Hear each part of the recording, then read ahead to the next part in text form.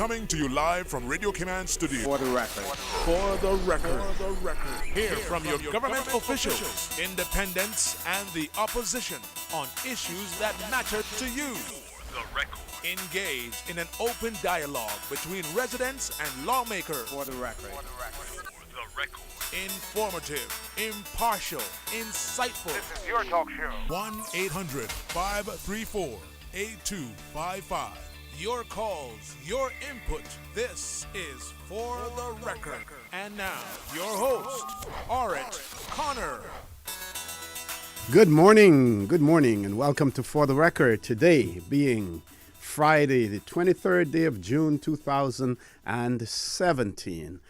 I want to thank you, our listening and viewing audience, for allowing Radio Cayman and by extension For the Record into your homes, into your vehicles, as you traverse the busy roads of the Cayman Islands into your places of work, whether you're working in an office cubicle or if you're working in the outdoors. For the Record is a show produced by the staff and management of Radio Cayman, and it is geared towards keeping you abreast of issues as they arise and play out on the local, regional, and international scene.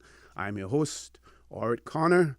My co-host in the studio with me this morning, Dr. Steve McPhail, and you're welcome to join us in the conversation. You can call us on our toll-free number provided courtesy of Flow. That toll-free number is 1-800-534-8255. You can also call us on 949-8037 and 949-6990. Of course, if you don't like to talk on the telephone, you can email us at fortherecord. That is one word, For the Record, at candw.ky.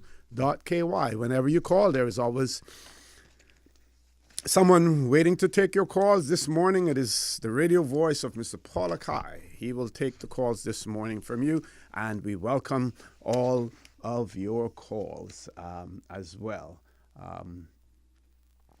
We trust that you will have a great weekend. We here at Radio Cayman will be providing you with all of the entertainment, all of the listening entertainment that you want over the weekend as well. I want to remind all people also that the funeral of Mr. Daniel Mike Simmons takes place tomorrow at the Lions Center. I will give you the specific time, as well for that. And for all of those bereaving families out there, we want to extend our condolences to you as well. I want to say hello to Miss Theresa Pitcairn if she is listening this morning over in Russia. It's probably sometime in the evening over there now, I would imagine. But she's been corresponding. One night she was up until 12 o'clock on WhatsApp and stuff like that. I say the only person that tweets more than she does is Donald Trump, but he does it early in the morning. But she's up late at night on the WhatsApp as well. So a big shout out to her, and we wish for her safe travels, when she is returning to the Cayman Islands. So without any further ado, Dr. Steve McPhail, good morning, sir. Welcome. Good morning, and I'm glad that I got here before the rain. Yes. Yes, and it's good to be with you again this Friday morning, and with your ardent listeners locally and abroad. And I would like to say welcome to them to the show also. Okay. I want to give a plug to Miss Jan Thompson because she is really, really been working very hard on this project, this summer lunch program for children. And when we spoke to her last on Wednesday, and we asked her to provide us with additional information. She still has some people who are working with her. She has seen some of the issues facing our young school children. She's been a bus warden for the public school system for 10 years, working part-time with them, and you would have heard her call in on For the Record and other Radio Cayman shows as well. Talk today, talking about some of the challenges, issues that our school children are facing, and she has really been trying to help. She listens to the concerns of the school children on the buses, and she's become aware that hunger will be an issue during the long, hot summer days. And she's saying if they struggle during the academic year, it is highly probable that it will occur during the summer months as well. She fully understands that funding and the resources are limited, but she wants to help. So with your help, with our help, it is her hope and vision to offer one meal a day, a hot lunch for children in need during the summer. She has a small team who are planning, and they're willing to assist with the logistics. They're looking for sponsors to come on board, and some of the items that are needed are they need bottled water, cooked food, but she hasn't said specifically what types of cooked food, food trays. I would imagine those would be the same thing as the containers, styrofoam containers or otherwise. Food trays or containers, plastic bags, forks that are individually wrapped. They're also looking for donations of ice, as well as those persons who can provide transportation within the districts for those children who may need transportation to the location where the food is being distributed as well. And if you need any additional information about this venture, this commendable venture that Ms. Jan Thompson is embarking on, you can call her on her WhatsApp, area code 345-927-6464.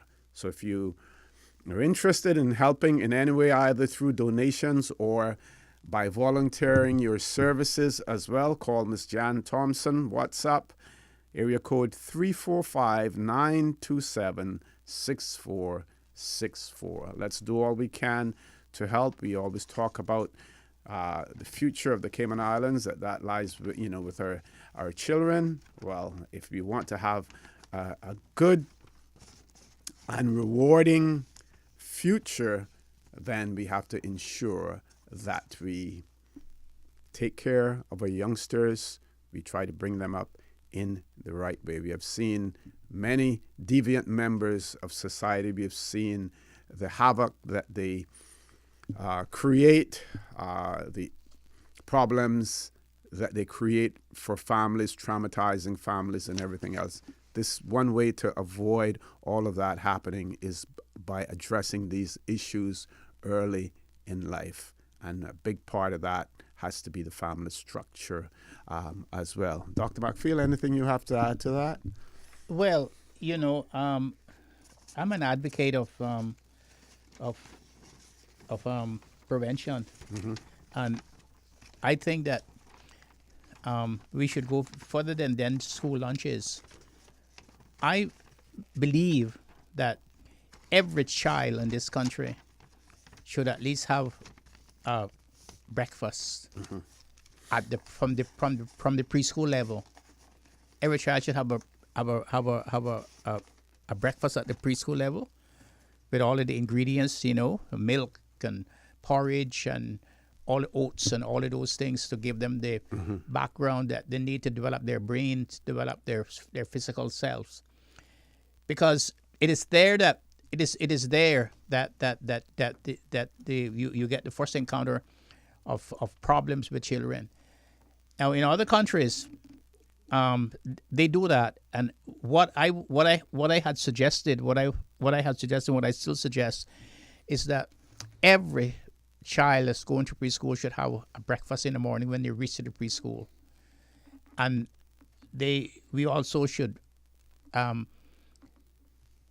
have some of the retired women parents there at the preschool to see that the breakfast is done properly, that they get all the nutrients and the minerals and the vitamins that they needed are going to need to build their systems, and also to help to dispense to them the history of their families and whatnot. But and what's that going to do?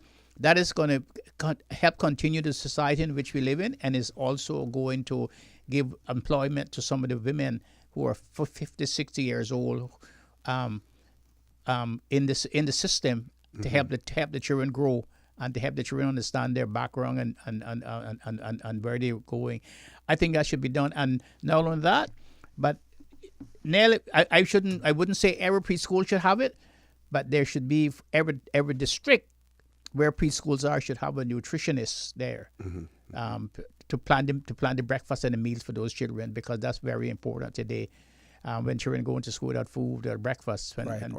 Or if not, certainly if not, having a nutritionist there, ensure that their menus are approved by a nutritionist, or recommended by. That's what I think, and I think if you spend that kind of money when the children are early, when they're 2 and 3 and 4 years old, I think you'll find that we wouldn't have to spend money when they get 16 and 17, 18 years old going to Northward. Now, we know that some preschools, most, if not all of the preschools, are privately owned entities. But I do believe, and I'd like someone, if they can contribute to this by giving us the correct information, that there is a government subsidy, government assistance for families who have children in preschool, or who want to send their children to preschool, to assist them in the financing of that as well, because that is where the money is invested. In the United States, in the would have been in the 70s or 80s, they had something called Head Start. Operation Head Start. Yeah, Head Start That's program. Right. Yes, right. And that was extremely successful. Of course, the Republicans at times tried to shoot that down. That's right. As well. But extremely important. And again, good investment for government, especially if we're saying, again, that we have a surplus. Let's take that and invest that. We talk about invested in education, but it should be in early education as well. Yes, it should be from the beginning. And education should be from the cradle to the grave. Yes. You should always be updated, getting education, because right now, I think I can say without fair contradiction, or if you want to contradict me, that we are at least technologically behind the world 40 years. At least. That is possible. Well, we're talking about education. When we return from our commercial break, I'm going to read a section from the Tradewinds newspaper dated Thursday, the 24th of August, 1967. And the headline is Ousting of 2 Executive Council members. Legislative Assembly says no, lacks majority. Please stay tuned. For the record, we'll be back following this short message.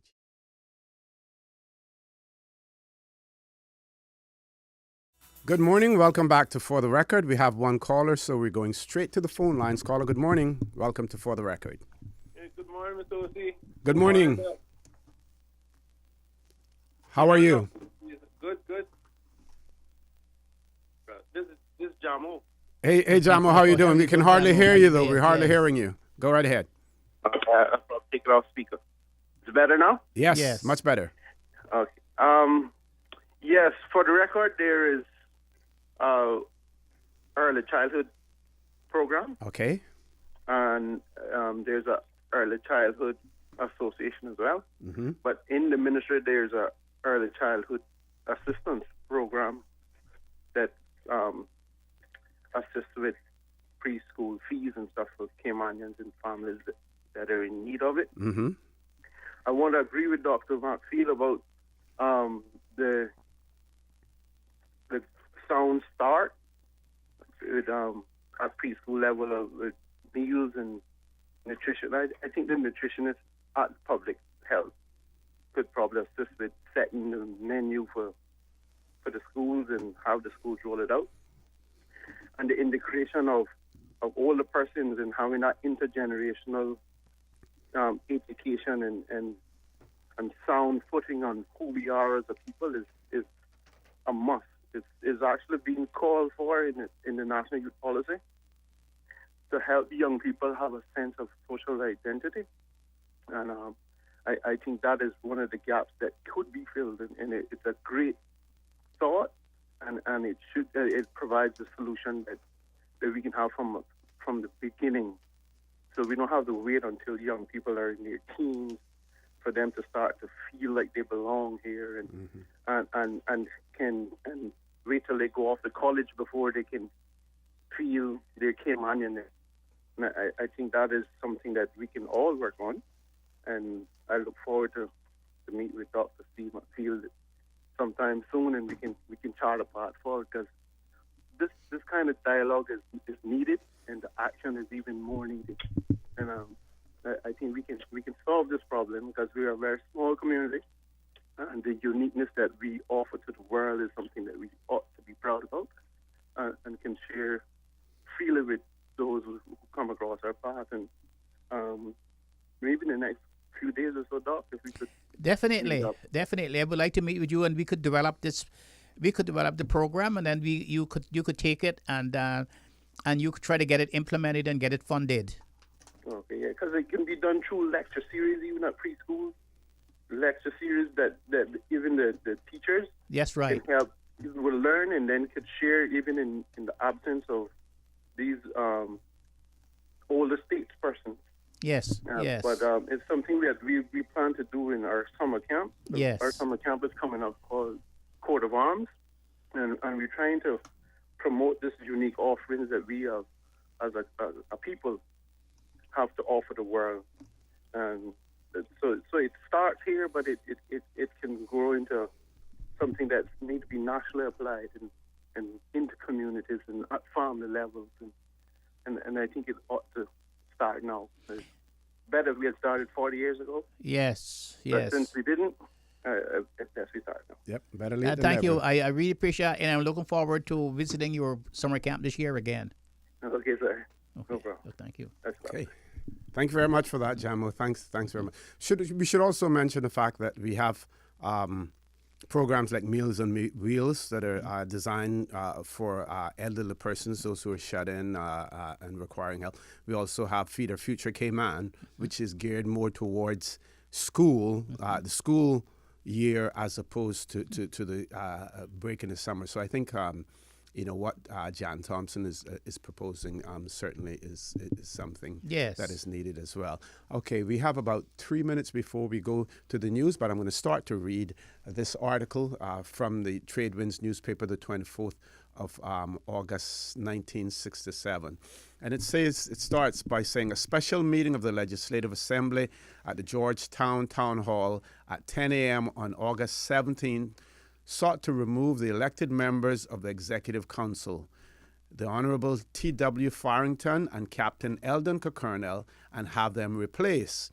This came about as a result of the publication of Government Motion Number 84, dated 24th of July 1967, whereby members of the Legislative Assembly learned that constitutional amendments relevant only to the Civil Service Department had been accepted by Executive Council.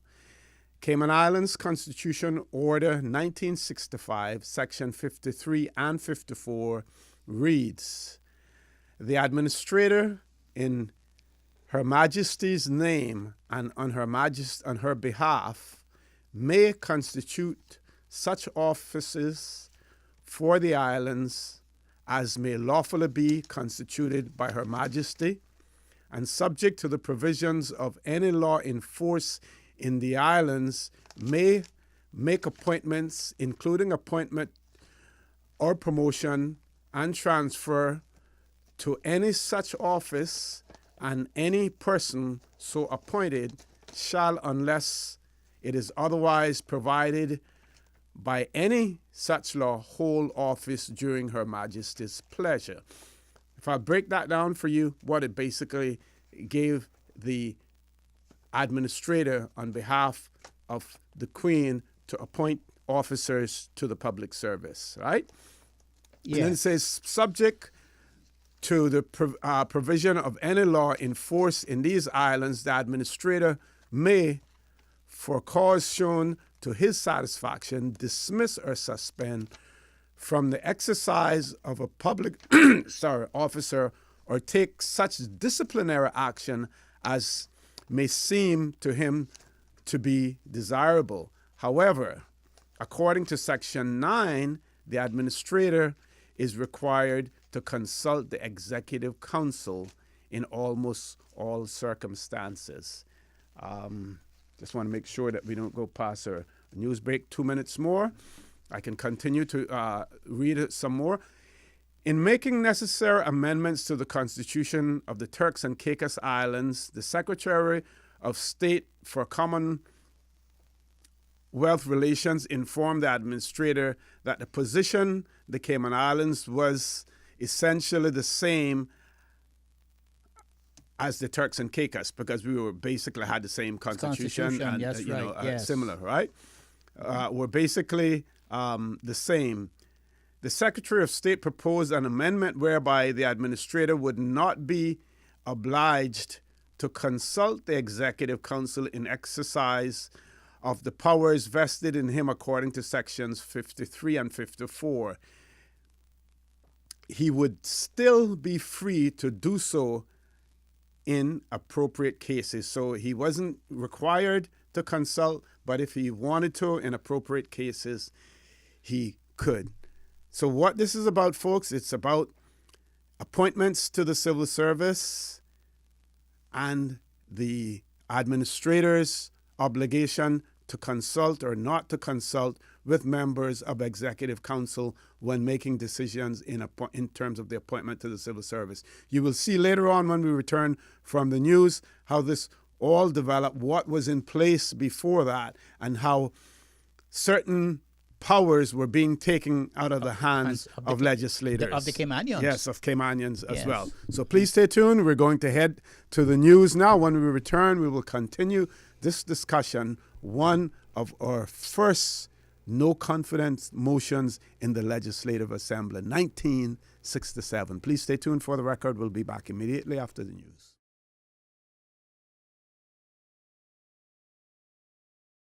Good morning. Welcome back to For the Record. In the studio with me, my co-host, Dr. Steve Macfield. We're going straight to the phone lines. Caller, good morning. Welcome to For the Record. Good morning. Good morning. Good morning, ma'am. And good morning, Mr. Macfield. Good morning. Thanks, OC. Also, I just wanted to say that the 928-0995 number is still available. It's just that the WhatsApp are on that number you called off earlier. Yes. And I just want to say that I didn't put in what the menu would be. I'm going to issue some letters to various businesses between now and Monday, and then I can talk about the menu on a later date. Okay. I'm just asking the parents who's interested in having their kids having a lunch, if they could please contact me so I can make a list of the amount of children. I would have to have the names and all that. I don't have to get personal with the individuals, you understand? But people is very offensive when it comes to that department. But I'm also trying to get some information from within the social service, the ones that they normally feed on a regular basis, see if that will work out for me. Also, OC, I just want to plead to the public. No disrespect to anyone, but I just want anyone to contact me with any negativeness in regards to what I'm trying to do. It is me that's doing it, and I feel good about doing it. I have a few people who say they want to come on board with me. So if you can't be of some help, please don't call me and feed me no negativity. Right. If you don't have something good to say, then don't say anything. Yes. Don't say anything at all. Okay, so thank you so much. Sure, all the best, Jan, and we'll continue to push this on here for you. I appreciate that. Thanks, honey. Okay. Bye-bye. Okay, folks, we're back to our Trade Winds newspaper, 24th of August 1967. Motion to remove 2 members of Executive Council, Honorable Will Farrington, as well as Captain Eldon Colonel.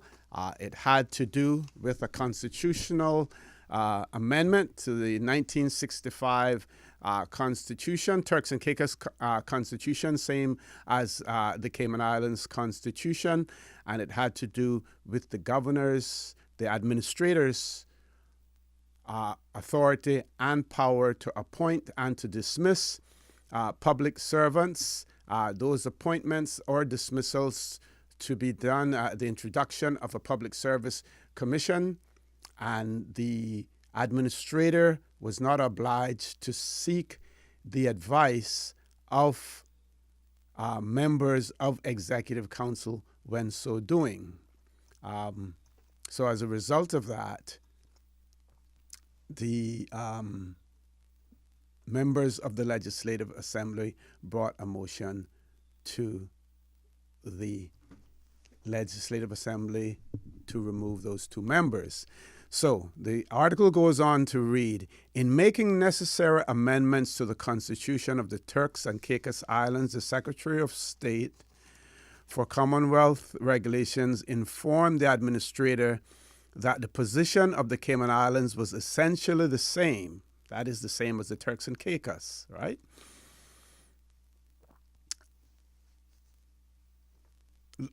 Was essentially the same. The Secretary of State proposed an amendment whereby the administrator would not be obliged to consult the Executive Council in the exercise of the powers vested in him according to Section 53 and 54. He would still be free to do so in appropriate circumstances. That is, if he saw fit to do so. In making the necessary amendments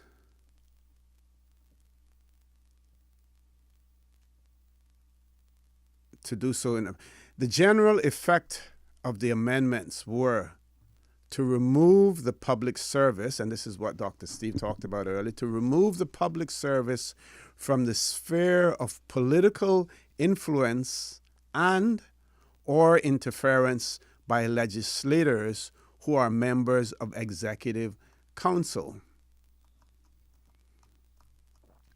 When the administrator received the draft order, he referred it to the stipendiary magistrate for his comments. In his report, the stipendiary magistrate stated that the proposed amendments affected the public service only, and that the public service is and always must be kept outside of politics. Very important. I'm going to get you to comment on all of this after Dr. Steve. When the draft order was submitted to the Executive Council for consideration, they agreed with the amendments, but suggested that in order that the burden of responsibility should not rest solely on the shoulders of the administrator for longer than necessary, and also that a small public service commission should be formed as soon as possible to deal with all aspects of the civil service, from recruiting to dismissals. The order was passed by Her Majesty the Queen on June 28th and became effective on July 5th, 1967. When the meeting was called, Mr.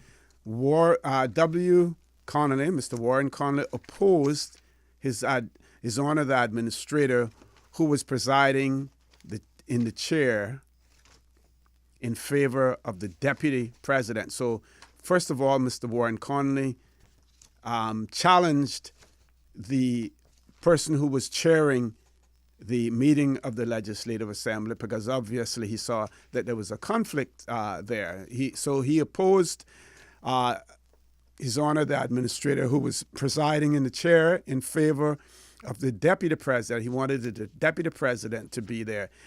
The motion was supported by Mr. Benson Ebanks, but was overruled. So they overruled that. Mr. Warren Connolly set out his resolution, and it was seconded by Mr. Cradock Ebanks and supported by Miss Anna Hulda Borden, Mr. Burke LaBush, Mr. Claude Hill, Mr. Benson Ebanks, and Mr. Richard Arch. Opposing the resolution were Honorable T.W. Farrington. Of course, the resolution was being brought against him. Yes. Captain Eldon Colonel, being brought against him as well. Mr. Burns Ruddy, Mr. Anton Borden, Mr. E.U. McNamee, and Mr. Spurgeon Ebanks. So those opposed says this particular resolution would have required a two-thirds majority vote in order to succeed. So it was therefore rejected. So this essentially a motion of no confidence was seeking the removal of 2 elected members of the Legislative Assembly because of the stand that they took in Executive Council in relation to the administrator's powers in respect of the appointment of civil servants, the dismissal of civil servants, as well as the introduction of a public service commission, so that they actually removed the burden and the responsibility from the administrator, placed it in the hands of the Public Service Commission, who in turn would then make, as we saw later that played out, would make recommendations to the administrator in terms of the appointment of civil servants. So there's several factors in play, coming into play here. Number one, constitutional changes that the people, neither the people of the Cayman Islands nor their elected representatives were consulted on. Let's talk about that first, Dr. Steve. Well, yes, and I have a copy of the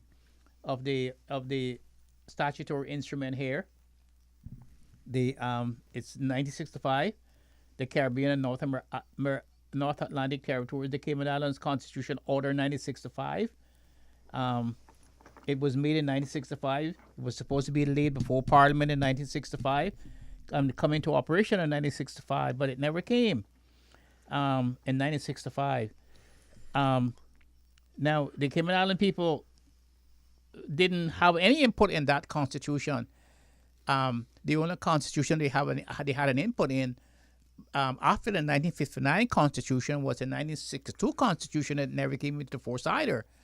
That was, they say that they forgot to lay that before Parliament also. But I believe that was because they were worried about the Christian Democrats taking power, and Mr. Ormond would have been the first chief minister. And I think that's one of the reasons why, but you know, constitutional scholars say that had never came into force. But here we have the Constitutional Order in Council going through that would have given the administrator the right to hire any civil servant that he wanted to and what would have happened, he could have hired the whole top tier of the civil service at the time, Mr. Desmond Watler, Mr. Harry McCoy, Mr. Ernest Panton, all of those people. He could have dismissed all of those people at that time, and he could have bring in anyone he wanted to, and the people would not have any say in it. And that was one of the problems that caused them to the next point now, to file a no confidence in the legislature against the members of the Executive Council who actually sided with the administrator to bring in that measure under the proposed new constitution that was coming into effect. Okay, and then the other issue that's raised in this whole thing is the political interference in the appointment of civil servants. Now, that is something that we hear echoing today as well, in terms of removing the appointments of civil servants from the political arena, from political influence, and those separation of powers. Extremely important to a certain extent, but at the same time, some politicians and many people would argue that ministers in particular should have a say in some of the staff that they would like to have around them. I'm not sure that ministers have that flexibility when they're being assigned responsibilities to determine who do they want as their chief officers as well, whether or not that is the prerogative of the governor to determine which one you would have, whether the governor will listen to a particular minister and have some sort of sympathy or see through the arguments that minister may be making in terms of wanting to have a particular person as their chief officer. But sure, but let us look back now. Let us come forward today. You remember now, after that we had the Public Service Commission. Yes, where's the Public Service Commission today? What has happened to that? Well, we now have what we call a portfolio of the civil service, and the Public Service Commission is gone. Gone, no longer. It's no longer, and so it's going right back to where it was now, where the governor now hires and fires the civil service. And there's no mention now of the Public Service Commission before. You had to go to the Public Service Commission now. So we've gone full circle. We've gone right back to where we started.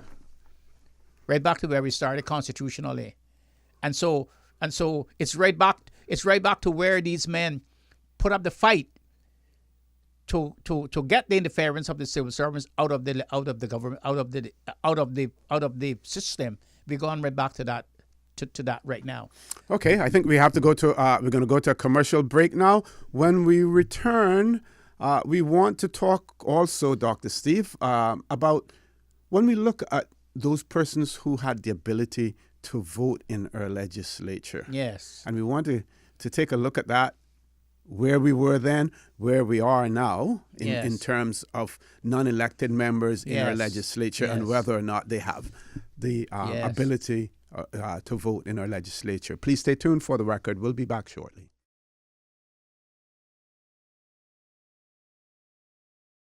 Good morning. Welcome back to For the Record.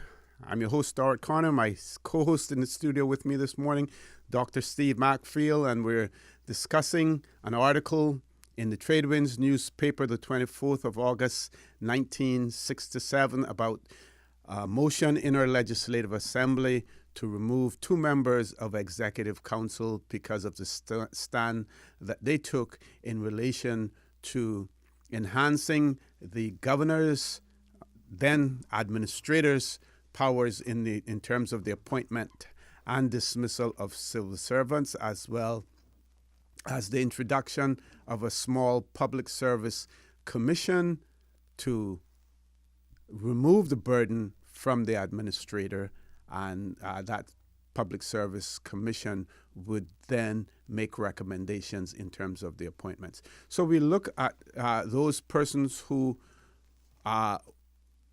voted in favor of the resolution, and I will repeat those again. Mr. Warren Connolly, of course, he was the mover of the motion. Then we had, it was seconded by Mr. Benson Ebanks. The resolution itself, sorry, the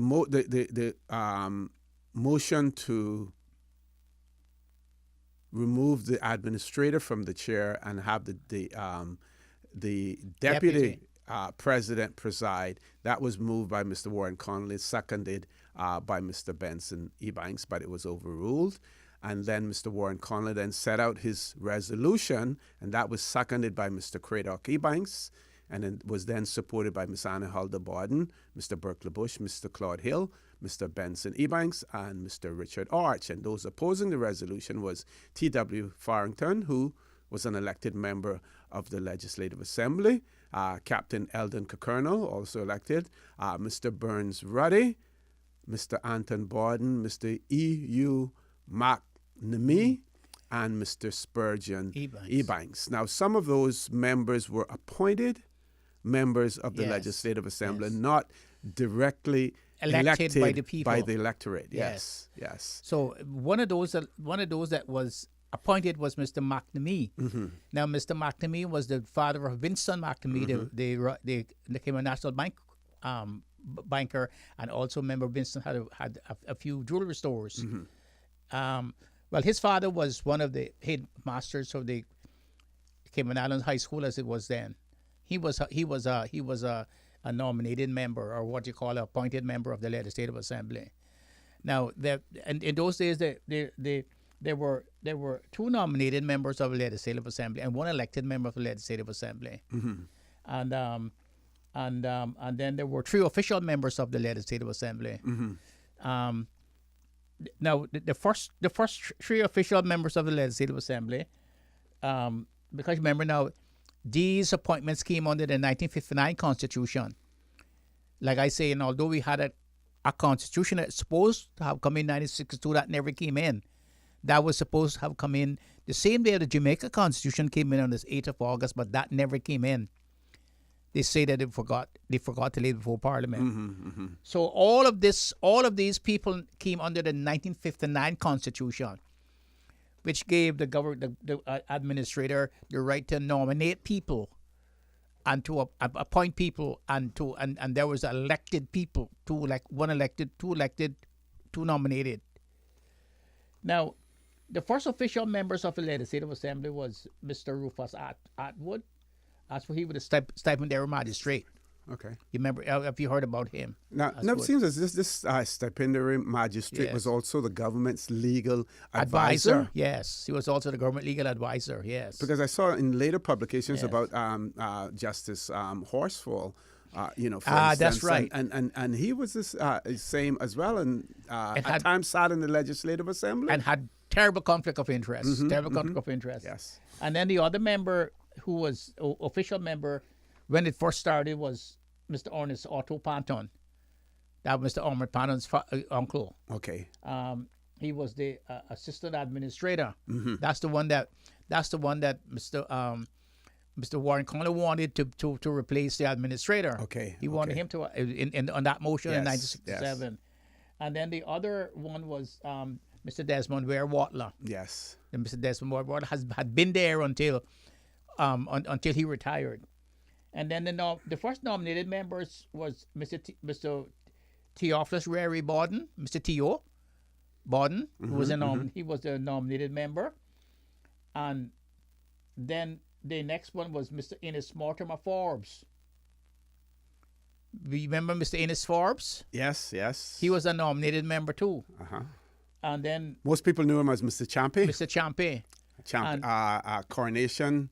Yes, restaurant. And inn. Yes, right. And then the elected member of the Legislative Assembly then was Mr. Warren Conley. He was the elected member of the Legislative Assembly was Mr. Warren Conley.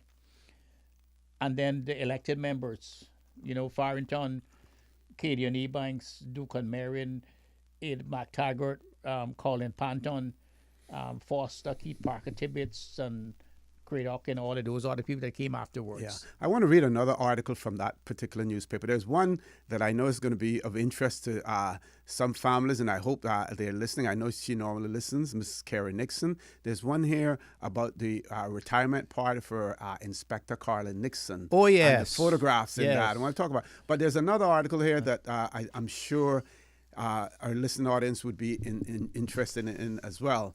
And this again is in 1967 that we're talking about now. That's 50 years ago, right? Boom scene for Cayman. The Cayman Islands and Grand Cayman in particular are on the eve of the biggest boom in their history. The process of rapid development has started. The sleeper Caribbean islands, the islands that time has forgotten, are awakening.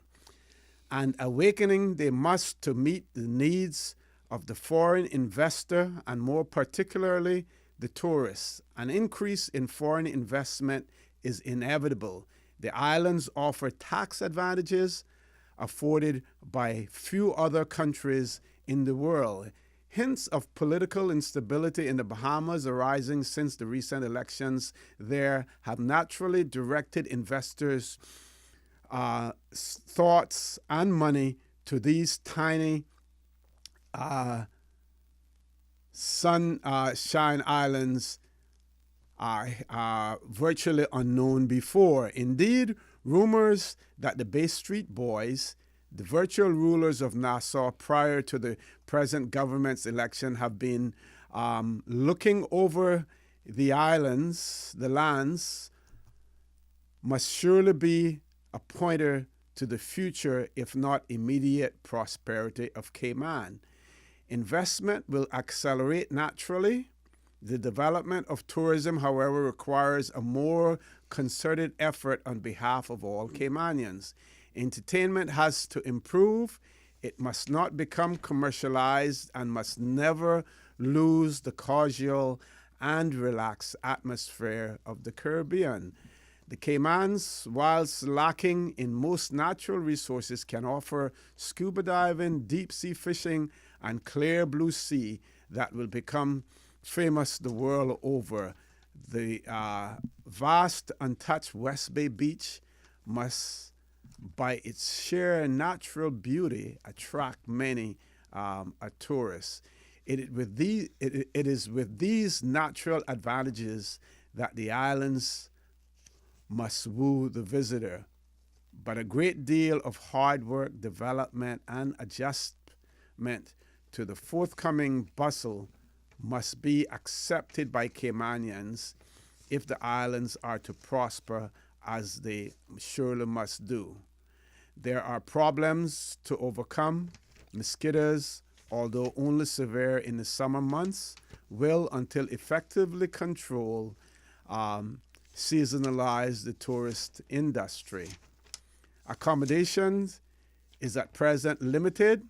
It could be argued that expansion at this stage would be putting the cart before the horse, as few hotels can boast heavy summer bookings. Nevertheless, rooms, when required, must be available.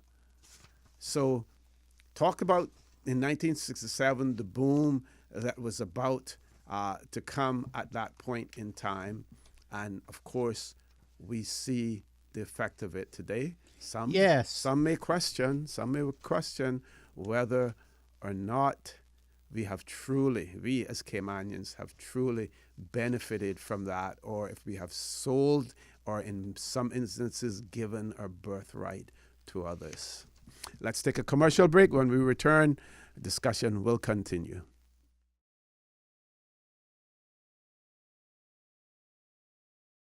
Good morning. Welcome back to For the Record. In the studio with me this morning, my co-host, Dr. Steve McField. I am your host, Orrit Connor. Dr. McField, we see mention here of the Bay Street Boys. We knew what happened in the Bahamas at the time of the change of government, the position that they took. Some may question whether correctly or not based on the results, but it was a pro-Bahamian government that came into place that sought to seek advantages for their own, and as a result of that, we saw a flight of capital, from the Bahamas at that point in time. And we have always said that the Cayman Islands benefited from that because of what we had in the Cayman Islands: a stable government. Our infrastructure was certainly not the best in the world. We had very few hotels. We had the Bayview Hotel, Padian Beach at the time, and then I guess did we have? And we had Padian Beach at the time, and we had La Fontaine. Okay, La Fontaine Hotel. Also yes. Well, Commissioner Cardinal warned us about taking in people so quickly and not being able and not regularizing our system. He even warned us about selling our property. Mm-hmm. He said we should have leased the property instead of selling it to people. And Mr. Panton also saw that coming, and he warned us about that too. Now, I can't put my hand on Cardinal's words, but I can put my hand on what Mr. Panton said at the time. Okay, let's hear it. This is what Mr. Panton said. He was talking about developing the country, about developing a time when suddenly all can be changed from good to bad by the crave of power, filled to lucre or personal gains.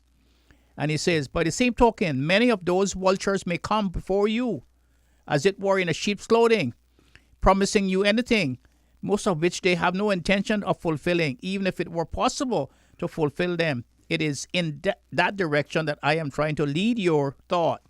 You and I have stuck together through thick and thin in the past, and what has been achieved is to the complete satisfaction and good of us all.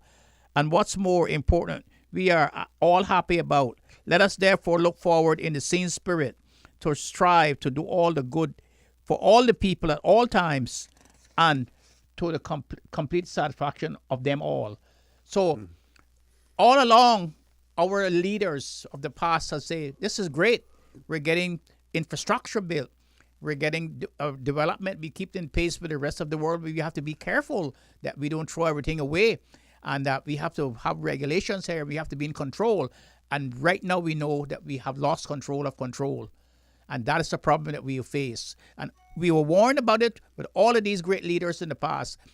Ms. Benson, Cardinal, and all of these people were warned about it. Mr. Benson was more talking about the constitutional development and the control by outsiders, like what happened with the commissioner, Yes. with the administrator. But everyone has been warning us about losing control of control, and we have lost sight of their words that they have spoken so many years ago.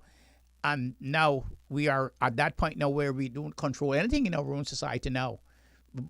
The only thing I think we have left is the Legislative Assembly.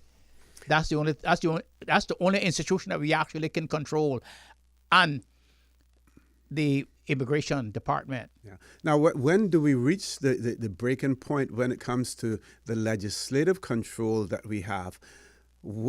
If we continue to create more and more citizens of the Cayman Islands who are created not through natural means, through birthright, but we create them based on the granting of permanent residence, long-term residence. Then from permanent residence on to Caymanian status. Mm-hmm. At what point do we start to get the pressure either from within or from without, from outside of the Cayman Islands, that will say that the provisions that we have in our Constitution in relation to a person being eligible to be elected as a member of our Legislative Assembly should not have the Caymanian connections that we now require in our Constitution? It is going to come at some point in time if we continue to grant more and more citizenships through unnatural means. When I say unnatural, I mean by legislation as opposed by through the bloodlines. Well, that has already started. If you have had a chance to look at all the comments in the media, mm-hmm. you will see that people are now pushing to have rights in the Legislative Assembly, and I would predict if we continue what we're doing, by the next 10, 15, 20 years, we are going to see that happening. And, they already start talking about civil rights and human rights and stuff and things like that. And we are capitulating as they force us along. We start capitulating. Mm-hmm, mm-hmm. And I remember, this is not the same. But I remember when we had a drug problem in the Cayman Islands, and we were very draconian laws against drugs. Less than a pound of marijuana was $5,000 fine and up to 10 years imprisonment, mm-hmm. and anything over the hard drugs was $20,000 fine and up to 10 years imprisonment. Well, we relaxed that now. It means nothing to us now. So as we keep relaxing our standards and our protection, as we keep those doors start to fall, you are going to see that we are going to have ethnic group people from all the different countries sitting in the legislature. Mm-hmm. That is going to happen. And that is going to come sooner than you think. Okay, if we don't do something about it, yes. Which means that we have to talk about those grants of permanent residence, yes. and whether or not we need to find another alternative for the whole issue of permanent residence and remove that from our immigration laws as well. Let's go to the phone lines. 2 callers. First caller, good morning. Welcome to For the Record. Good morning to you, Mr. O.C. Morning, sir. Good morning, sir. Good morning. As usual, of knowledge there. A lot of what I'd like to say, I will not say. It's curious that was what you're talking about is some 10 years after Mr. Ian Fleming wrote those 2 famous paragraphs about Cayman, when he said, I am not able to quote them verbatim right now, but essentially one said that there is no manufacturing, or there's no in the Cayman Islands, and the main source of revenue is the allotment sent home by the seamen from all over the world. That is what people, and he said it is time the encyclopedias and the guidebooks about Cayman get things right. That was in April 1957 that he made that observation when he came in for visit. Okay. And wrote it in the London Times. Also, the other paragraph dealt with what we're talking about just a while ago when he said the main attraction to the islands, he said he knows that the roads would be, he said metal, but we would put that as macadamized, and the mosquitoes would be taken care of in the future. And the main attraction, though, for the islands, the staunch, cheerful Caymanians, will be little changed by all these things, except when the modern-day pirates arrive. That's what he said. That's what Mr. Panton said. Famous articles. So maybe Mr. Panton read those things. I'm pretty sure a man like him would have read that. You were saying about the motion and to sort of remove the powers of the governor, at the time administrator, to appoint civil servants and to hire and fire.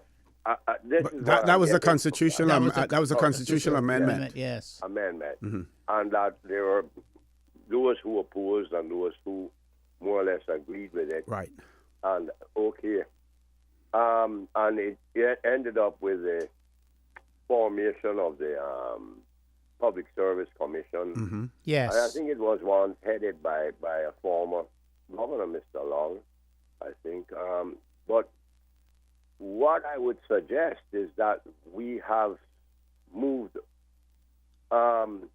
really not away but back Yes. to a situation now where it is a Caymanian in charge, because the deputy governor is now in charge of the civil service, so to speak. So it has removed that power from the governor, the day-to-day governance of the. Well, that has only been delegated to the deputy governor by the governor. Yes. Only delegation. Yes. I imagine that that allows a Caymanian to be in charge, because the deputy governor, I believe, it's now in there, but I don't. But all know much more. Caller, that's only in perception, really, because they're all governed by the Public Service Management Law, as well, and. But yes, the deputy governor does have some powers there, where in relation to chief officers and things of that nature. But most of the times, the appointments are left to chief officers now because they enter into contractual agreements with employers and stuff. But there is some authority that is given to the deputy governor. Yes, we must admit that. What I'm just saying is this: that it has removed to some extent, then, the power of the governor, which was the intent of that thing 50 years ago, to step in and decide who is a civil servant and who is not. The British governor I'm talking about. So it leaves them mostly in charge then of the external affairs, the security. And I mean, they can always step in. We're a crown colony. Our elected representatives swear allegiance to Her Majesty. And our passport does say it is the property of the crown, and may be cancelled at any time. Those simple words. Yeah, but remember now that the deputy governor, just like the governor, who do they represent? They represent the crown. They represent the crown. They represent Her Majesty. I understand that, but so do our elected representatives, because they swear allegiance to the crown. And to the Cayman Islands. And to the people of the Cayman Islands. And to the Cayman Islands afterwards. Mm-hmm. And to the people of the Cayman Islands. But as long as we are a crown colony, the crown comes first. That's the thought that I get. But thank you, caller. We have to go to the news now, so I'm sorry to interrupt you there, but we have to go to the news now, and we have one more caller. Please stay tuned for the record. We'll be back shortly.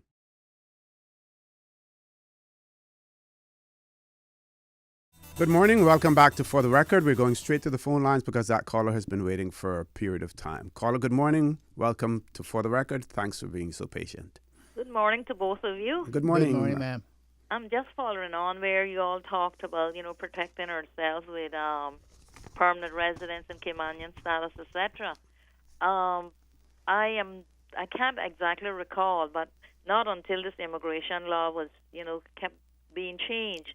At one point, we were not given even Americans, people permanent residency and Caymanian status. Well, status up until 1984, the new law in 1984, and there was a clause in there called the Hadjigate clause. Now, Mr. Hadjigate, I believe was he involved in the oil transfer? No, not. He was involved with the development with Mr. Jim Borden. Okay, yes, and it was called a Hadjigate clause, clause because it allowed him to get status because he was an American. Yes. Yeah, it's all coming back to me because listening to the conversation, what I wanted to say, how protective we were of ourselves then, and that's just an example.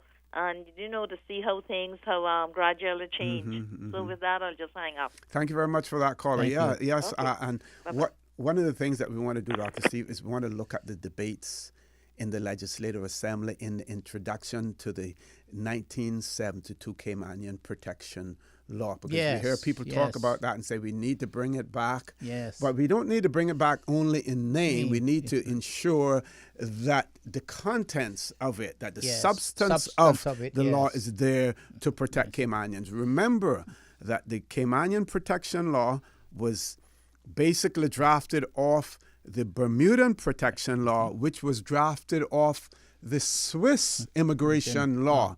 And the Swiss had some serious provisions in their immigration law when it came to protection of Swiss citizens. Yeah? That's right. And there is some very colorful debates with Mr. Benson Ebanks and Mr. Craddock Ebanks and all of those stalwart men there. About their thoughts about how they were going to protect their borders from people coming in to upset them and to take over the country. Okay. And it's very, very important. And I would like to, the next time we come back to that, we could research that and start talking about that. Yes, we will find that there. Yes. We have a caller, Paul. Let's go to the phone lines. Caller, good morning. Welcome to For the Record. You want to take yourself off the speakerphone or turn your radio down, caller, please. Good morning. Morning. How are you doing, sir? O.C. and Dr. Steve. Good morning, sir. Good morning, Mr. Devil. Good morning. Listening a little bit on it there. I want the two-year opinion on if he's better off now than the Bahamas. If I get up and hang up with her because we benefit with the Bahamas. We're trying for their rights to their people. So I want to know now your opinion, if you think our people are better off now than the people in Bahamas. Okay. And Dr. Steve, you missed the old galleon. You should remember there because I think you worked on that too. Yes, the old galleon. That's right. The old galleon. Couple other things, but I got people coming in, So galleon was before La Fontaine. Yes. Was it? Yes. Yeah. Yes. That was. I left school to go to work there. Yes. I worked 2 weeks. Yeah. And I came back down that Friday after and I asked Mr. Jackson if he had took my name off the roll. He said no. I said, don't take it off. I'll be back to school Monday morning. Yes, I worked there, Ivan. That's right. Yes. I work with Mr. Elroy Hart. Yes. All right, now. Thank you. Thank you very much, caller. I got a few tourists coming in, Okay. So, okay then. You got to take care of business. Thank you very much.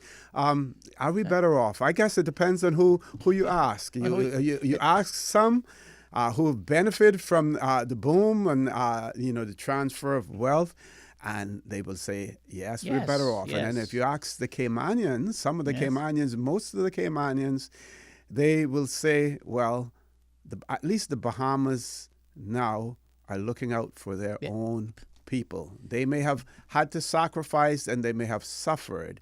And you have to ask yourself the question, which is better, to have immediate returns and to feel better, or to make the long-term sacrifice so that you preserve your dignity, you preserve your status, you preserve your heritage, and you preserve the future of your islands for your people? Do you want the immediate and quick financial rewards, or do you prefer to suffer a little bit, but at the end of the day, to be in a much better position to be better off. Or if you want to be in control of less, Yes. than to be not in control of more. Yes. And when you speak to people who travel to the Bahamas, when you speak to people who go there and come back, they will tell you that they were surprised that when they go in the Bahamas, Bahamas is owned by the Bahamian people, and that every job nearly in the Bahamas are Bahamian working in the stores. You ask them when you see them, and they'll come and tell you that. Say, well, I'm surprised. I go into the stores, I all see Bahamian people. I go on the dock, I see Bahamian people. I come off the cruise ship, I see Bahamian people. I only see Bahamian people there. And even in law firms, they have to be Bahamian people. All the institutions are Bahamians. So it's does that make us better, or make them better, or make us worse? It depends on who you talk to. Now, if you talk to the other side, if you talk to people who control the wealth and who control the millions of dollars that are flowing through every day, they will say that we are better off. Yes. So it depends. It depends on what side you're on. It depends on what side of the fence you're looking through to see what's on the other side. And from the side that I'm looking on, I would venture to say that the Bahamian people, as you have rightly said, Ori, they've sustained all the propaganda against them. They fought through it, and all of the terrible things they fought through them. And really, I'm going to say it here, it's because Lyndon Pindlin brought in a government that was most of black people in Bahamas to control the country, and there was a lot of propaganda. The same thing it did about Haiti and all those people where people took over their country to administer it, and they survived all of that, and now they're reaping the benefits of the fight that they put up. We have not gone through that. We have been threatened if we ever try to walk that road. What's going to happen to us? Flight of capital and flight of capital. else, yeah. And so what we have done, we capitulated and have our heads bowed and on our shoulders bowed and walking slowly, watching while the money is taking flight and people are investing in other countries and enriching themselves at the benefit of the Caymanian people. Yeah, and bear in mind that despite all what the Bahamians did, they still welcome foreign investment and still rely on it. Exactly. But they insist that their people must come first. One more caller. Let's go to the phone lines. Caller, good morning. Welcome to For the Record. Good morning, Mr. O.C. Good morning, sir. Good morning. Good morning, sir. How are you all doing this morning? Fine, and yourself, sir? Okay. So thankful to the good Lord, and it's so good to hear you got Mr. Mike feedback again with you, and I know he was a missing. Thank you. Yes. Amen. And also the lady that was there with you, we sorry to know that she's not still there with you, but well, she's traveling. She's traveling. Yes. She's traveling. Okay, then we pray for her while she's traveling too, with all others. I'm thankful for you. A good conversation that you're having there this morning. You know, very uplifting and important. You know. Thank but you. Speaking about the shows, I would say we need to look like out of God, not putting ourselves out of God's hands. But I say, look, we need a couple of coast guards around here and a warship or so. Keep watching over around here. You know, it is important. I remember Mr. Dalmeen. He had said that was a long time ago that we need a warship around here to watch our shows. Things are serious, and to keep our shows from too many things coming in, But what I'm most calling about this morning is the passing of our dear good friend there, Mr. Mike Simmons. Yes. Mm-hmm. And the great judge, Mr. Kipling Douglas. Kipling Douglas. Yes. I know time is short with us all, but I say that Mr. Mike Simmons, he had played a big role here in our island, and also Mr. Douglas, Mr. Kipling Douglas. I used to work with Mr. Mike Simmons many years ago, and it wasn't anything much going at that time. When he come home from sea, I'd pick up a little job, and he was there to help us with working on the airport, doing a little extension or something like that with some asphalt or Barbara Green or whatever it was, and was me and my brother Shim and Mr. Robert E. Banks and his brother, Mr. Timothy E. Banks and others, but I just mentioned these guys that, we wasn't afraid to put ourselves and getting messed up in tar or whatever it was, asphalt, So, but he was a good foreman, and we got along good with him. And I was saying that then prayers goes out for his family very much, and pray the good Lord comfort and strengthen them. He's from I guess most of the people know who I is, but I haven't mentioned my name. It's Abel Power, better known as Brother Abel. Our prayers and sympathy goes out for them. And also Mr. Kipling Douglas. I remember about Mr. Kipling Douglas. When he was speaking some years ago about the chickens being so much a disturbance, you know. And Mr. Kipling Douglas, he was one of them that used to call in these talk shows too. So he put in a little piece for the chicken. He said he had missed his rooster getting up on top of his fence post and crowing for him like in the morning. So, okay, there, you gentlemen, take care. Thank you very much. Remember Mr. Dwayne Sterling, he have to give us a talk show sometime. Yes, he'll be on there. The corner's not here. So keep up the good works, and may the good Lord bless us all together. Thank God for the good rains and giving food to the cattle, getting food to the beasts, giving us food. Thank you very much, caller. Thank you very much we get famine. Thank you very much, caller, for that. And just to remind persons that 10 o'clock tomorrow morning is this service for Mr. Mike Simmons at the Lions Center. Yes. As well. We have one more caller. Let's should we take the caller before we go to the break, Paul? Caller, good morning. Welcome to For the Record. Good morning, Mr. O.C. Morning, ma'am. Good morning, Dr. Steve. Good morning, ma'am.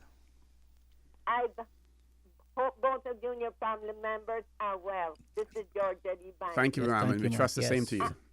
I mean, my heart is so sad listening to what you two gentlemen have been discussing this morning. We, as a Caymanian people, we have given away our island. We can't blame foreigners who come here. We did it ourselves. We kept leaning backwards and backwards till finally we fell on the ground. And now we have people from every country in the world living here. And we do not know what type of people they are. They've never been screened properly. And the things that are beginning to happen now is nothing to what's going to happen in the future. I serve a living God, and I know my faith is not the greatest. But nevertheless, any person with any common sense can see we are at the edge of a precipice and we are ready to fall in. And anyone who doesn't see that, they don't have common sense.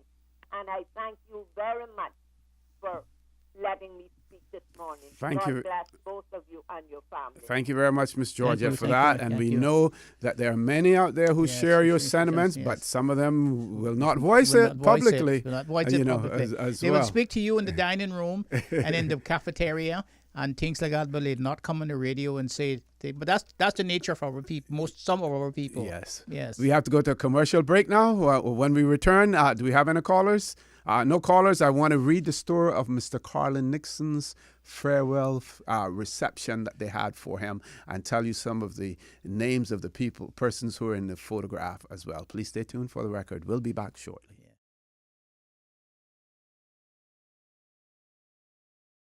Good morning and welcome back to For the Record. In the studio with me, my co-host, Dr. Steve Macfield. Again, I'm reading from the Trade Winds newspaper dated the 24th of August, 1967. And again, I would like to give credit and recognition to Miss Joellen Thompson, who has shared these with us. We know that she got them from Miss Ardith Smith, who was actually a reporter for the Trade Winds newspaper, at the time. So she has original copies of this, and she has shared them with many of her friends, hoping one day that we can get all of this bound in one document so that people can see it, people can share it. We always hear the old adage that in order for you to know where you're going, you need to know where you're coming from. Yes. We need to know where we're coming from. We need to know that at one time we were in control of our destiny here in the Cayman Islands. We were in control of things here in the Cayman Islands. And if you want to get back to that position, then you have to first recognize and know that we were there in the first place. It was not something that is new to us.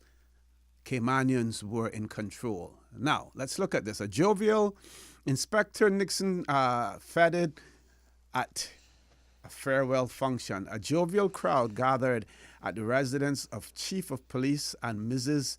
R.S. Besant on the evening of August the 14th to wish Inspector Carly A. Nixon a happy retirement after 32 years service in the Cayman Islands police force. Remember, it was called a police force those days, not That's right. a police service, a police force. The guests nodded approval as tribute was paid to the retiring inspector by Mr. E.O. Panton, Sergeant Vernon Ebanks, Chief Besant, and his owner, Mr. John Cumber, all of whom gave a cheery welcome to the new inspector, Mr. Roy Archer, and sang for them both, for he's a jolly good fellow.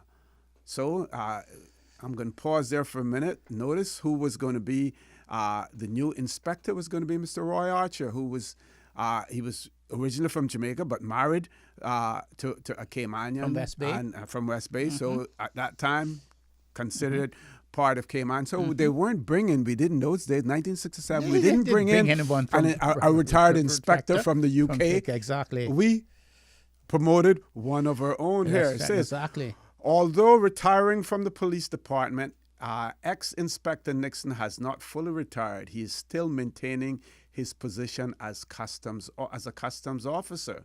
Says beside his duties in these two departments of the public service, he has also served dutifully in the Home Guard during World War II and has been a source of help and advice to many. The inspector bade farewell to his colleagues and thanked them for their gift check of 50 guineas. Now, 21 shilling was a guinea at that point in time. That was a lot of money at that time. That was a lot of money. Yes. Say the Nixon's home is in sight of the police station, and doubtlessly he will spend much of his spare time watching the comings and goings across the street. They have 4 sons and 1 daughter. And then we see pictured in the photograph, I got to find this now, right? Left to right, Rosemary Miller, Inspector Nixon, his wife, Miss Essie, who looks quite young and beautiful in that photograph there. His son, Kirkland Nixon, who is quite young as well, but those features have not changed at all. Chief Besant, Eleanor Foster, Mr. E.O. Panton, Sharon Miller, now Sharon McCoy, Georgette Buckridge, now Georgette Myrie. And I should also point out that,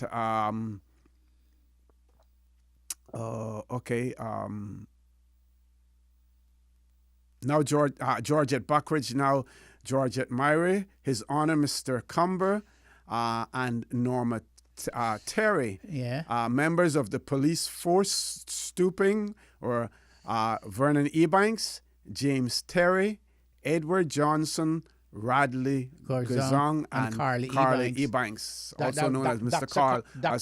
Carl Ebanks. Boy Ebanks. Yes. We call him Boy Ebanks, was Carly. He lived right down the street there. Right. And Rosemary Miller would now be Rosemary Gordon. That's right. Married, the wife of Mr. Carl Gordon. That's right. As well. And Edward Johnson is still alive. Yes. He became an electrician. I don't think he's working at that job anymore now. But Mr. Terry died. Yes. Sergeant Mr. Vernon Ebanks, Inspector Vernon Ebanks is deceased too. Yes. And Mr. Carly Ebanks. And James Terry became one of the most correct policemen you ever saw. Yes. You remember he used to head the parades when at the Queen's birthday parades and things like that. Yes. Now there is another article. It's not in this newspaper. That there's one that features also Inspector Roy Archer when he went off to the UK to study. Yes. And in that one, he was second in the class. And Yes. I will read that story. I will find that and read that on another occasion. But he was second in a huge class From the Commonwealth. From the Commonwealth Commonwealth in in this England, police yes. course in the UK, Yeah. as well. Again, we have to know where we're coming from to know where we're going, where we want to go, if we want to go there. One caller, let's go to the phone lines. Caller, good morning. Welcome to For the Record. Yes, good morning, Lucia and Dr. McBeal. Good Morning. Good morning, sir. How are you guys? Fine, sir. How are Fine. you? You're good. Pretty good.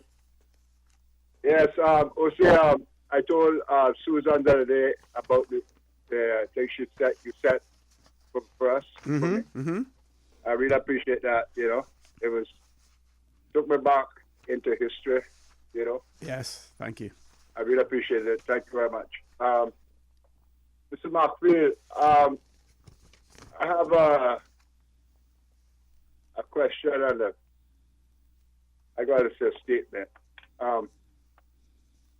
It's a development supposed to take place at around my area there on Walker's Road. If they get the plans, and as I understand it from the Mile Road, that it's going to be some condominiums there, like right in front of my place. Now, the road that I live on is Stonewall Drive, and that road, when the property was sold, the road was involved was considered part of each person lot, because my father owned the road or owned the land there. My father and my mother owned the land there, and he sold all the lots, and all the people that bought the lots, the road was considered a road, Stonewall Drive. And now this person or persons that are planning on putting this development right opposite, it's a Stonewall Drive that's right in front of our place, and they want to put the condos. I don't know how many. I haven't seen the plans because I have them in the back. No one can assist me with what the plans look like. And all of us on the road have opposed this development, and I have a inkling on who's it for, but I won't call the name. Now, when people oppose a project, how does the planning authority or planning department, how would they treat that with people opposing? If everybody on the road oppose this thing, can the developer go ahead do some backdoor deal and do this thing? Well, what would happen is that all the opposer, the planning department will send you out notices to all the people who wrote in opposing the development, and they will send you a notice saying that this is the day that they're going to have the hearing for planning permission, and then you would have to go down there now and defend your opposition to the planning to the development plan. So you would have your chance then to do that, and then the planning department would hear both sides, and then they would decide whether they're going to grant planning permission or not grant planning permission. Well, if everybody oppose it, can it still go through? Could be. It could, because the planning it's not the opposition to it. It's the discretion of the planning department to grant the planning permission. So it depends on what grounds planning grants the permission. I see. So according to what I understand, the developer wants to use the road to make an opening in the stone wall to go to his property or her property. I don't know who's this man or woman. Well, I don't know that, but if has the road been gazetted as a public road? But as far as I know, from time I bought the property, I own the section of the road that is in front of my property. Yeah, but has it been gazetted as a public road? I can't really vote for that. Well, you have to look and see if it's been gazetted, because if it's a public road, then the planning department might give them permission. It's not a public road because it's not 30 feet. Well, I don't know if it's an easement to the property. If it's an easement to the property in which they're seeking planning permission, it might be an easement to that property. That's why he want to go. They want to go through the stone wall. Yes. So and they want to go through right in front of my property. So planning. So you would have to. The best person to get that information from, to ask, is Sam Jackson. He's the expert on planning matters. And he, Jackson, the attorney Sam Jackson. Yes. I see. Yes. Give him a call, and he'll tell you, because I am not a planning lawyer, but I mean, I know the regulations, but I don't practice before the planning boards like he does. Yes. Thank you very much, sir. Thank you. Thank you very much, caller, for that. Bye-bye. Very quickly, I found the article, and this was on the 10th of August, 1967, about Sergeant Archer back on the job. Yes. It was a course that was given at the police college from the 5th of February until the 24th of June, except for 2 weeks, where he was attached to the Leeds City and Durham police. And he also spent 2 weeks with the Liverpool City Police in a traffic control course. At the end of the course, trying to find this now, someone from Hong Kong was Inspector So of the Hong Kong police force topped the class for first place, and Sergeant Archer at the time held second place, and that was with some 25 persons, 25 persons on the course, which was comprised of members from different territories, with about equal numbers of sergeants, sub-inspectors, and chief inspectors, and for higher police training. So he was a sergeant there and competed against them and came second in a class of 25 in 1967. And of course, we saw he comes back to the Cayman Islands and he replaces Inspector Carla Nixon. And became Deputy Commissioner. That was when we looked out for our own. Yes, and that is when we were in charge. Yes. And that is when it was a police force. Yes. Not a police service. Yes. Okay. Yes. We've reached that point in time. Dr. Steve, comments? I have some comments that I want to close with today. In this first half of 2017, the Caymanian people have witnessed two political historical firsts. The first political historical first was the 24th of May 2017 election. Cayman voters went to the polls and voted under the one person, one vote, single member electoral district election system. The election under this new electoral system was conducted with clockwork precision. International observers brought in to observe the conduct of the election had only high praises for the electoral process. With no political coattails to hold on to, some political party candidates lost their established seats. Ministers were defeated. Party seats that were supposed to be safe and secure were wrenched away by independent candidates. At the end of the ballot box count, neither faction gained a majority to form the government. The PPM won 7 seats nationally. The CDP received a crush blow, limited to only 3 seats in the geographic area of West Bay. Their national appeal and influence gone. Independent candidates who won 9 seats. The independents' victory with the largest number of seats was the strongest signal that the Caymanian electorate wanted a change in political direction, but it was not to be. A coalition government between the PPM and CDP that has resulted in the CDP leader becoming Speaker of the Legislative Assembly and the remaining 2 CDP elected members given government responsibilities have decimated the CDP. With the CDP leader being the Speaker and performing his speaker's neutral role, one wonders who will be able to blow the breath of life back into the CDP, as they have never been posed at the door of power in several elections. So how can they come back as a national party? It seems to me that the CDP is pushed back to the role of a regional party in Caymanian politics. The second historical political first is the Honorable Ezra Miller, the leader of the opposition in the Legislative Assembly, defining and insisting for the first time that the independents who make up the independent bench on the left side of the Legislative Assembly act and perform their traditional and conventional role as independents. Constitutionally, the opposition is an integral part of the legislature. Constitutionally, the opposition has no executive power or administrative functions. However, traditionally and conventionally, the opposition is a government in waiting.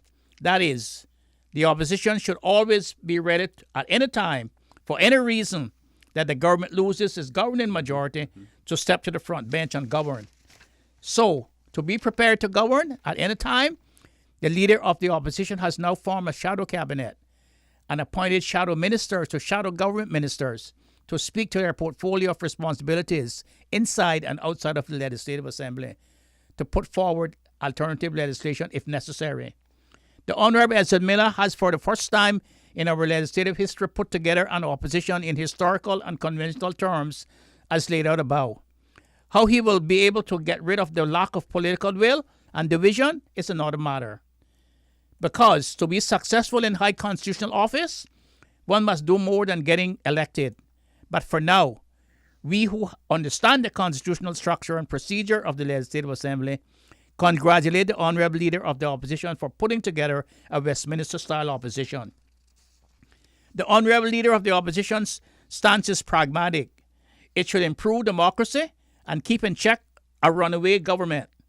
It should prevent the ruthless push-through of legislation, stop acrimonious debates, enlarge transparency, and pull off the muzzles of those who do not think the same as the status quo does. So, we have come to the end of a long period of political voting inequality. We are also embarking on a new direction of opposition status and function. We still have a long way to go to get to the full implementation of the Constitution Order 2009. I am optimistic that we will get there eventually, because some of us have been fighting for the Cayman Islands our whole life. Perhaps we will get the people's business done now on the best of mornings. We will be looking and waiting to see. Thank you very much for that, Dr. Steve Macfield. Folks, I want to thank you for allowing Radio Cayman and by extension for the record into your homes, into your vehicles, as you traverse the busy roads of the Cayman Islands into your places of work, whether it be an office cubicle or if you're working in the outdoors. I also want to remind you that we are our brothers and our sisters keepers. There is always someone out there who is less fortunate than we are, and I ask you to extend a helping hand to them. If you can't do that, then I suggest you donate to a worthy charity, because we always want to consider those who need, not necessarily those who want. In this regard, I encourage you to get in touch with Ms. Jan Thompson in relation to her venture, her efforts to feed school children during the summer period, those who are in need of that as well. Contact number, she's given her other phone number on the radio. The one that I have here now is the WhatsApp 927-6464. We will provide you with other details later on as well for that. So we want you to contribute in whatever way you can. If once the need has been identified, then we want to be able to service those needs that are out there as well. I want to encourage you to continue to support your radio station, Radio Cayman. Join Sterling Dwayne Ebanks at 12 noon for Talk Today. Have a wonderful, wonderful weekend. And as usual, we ask the good Lord to bless these three wonderful, beautiful Cayman Islands that we seek to preserve, not only for generations to come, but we also want to preserve it for Caymanian generations to come. Thank you. Have a great day. Informative, impartial, insightful. This is your talk show. 1-800-534-8255. Your calls, your input. This is For the Record.